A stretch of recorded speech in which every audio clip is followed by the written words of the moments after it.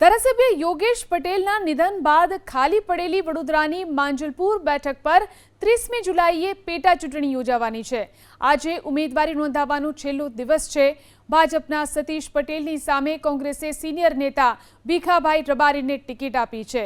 ભીખાભાઈ રબારી વડોદરા શહેર કોંગ્રેસ સમિતિના કાર્યકારી પ્રમુખ તરીકે સેવા આપી ચૂક્યા છે। પ્રદેશ કક્ષાએ પણ ભીખાભાઈ રબારીએ સક્રિય ભૂમિકા ભજવી છે અને પ્રદેશ કોંગ્રેસ સંગઠનમાં મહામંત્રી રહી ચૂક્યા છે।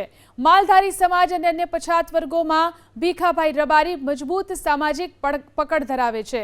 તો દાયકાઓથી કોંગ્રેસ સાથે જોડાયેલા રહી પક્ષના ઉતાર ચઢાવ દરમિયાન પણ તેમણે વડોદરામાં સંગઠનને જીવંત રાખવામાં મહત્વનો ફાળો આપ્યો છે।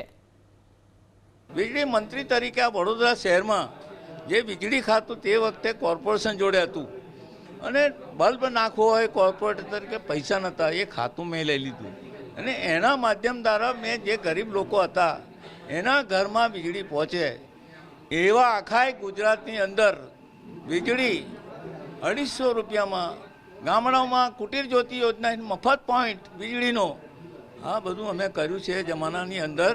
અને વડોદરા શહેરની અંદર પણ એવા 2 લાખ મકાનો કાચા પાકા 100 રૂપિયાના સ્ટેમ્પવાળા ઝૂંપડા આ બધાને લાઇટ મેં આપેલી છે।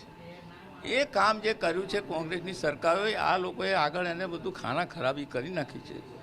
એટલે હવે જ્યારે જનતા જનાર્દન સમક્ષ હું જઉં છું ને વિનંતી કરું છું કે તમે મને તો તક આપી છે ને મેં સેવા કરી છે, હવે ફરીથી તક આપો, હું તમારો અવાજ બનું।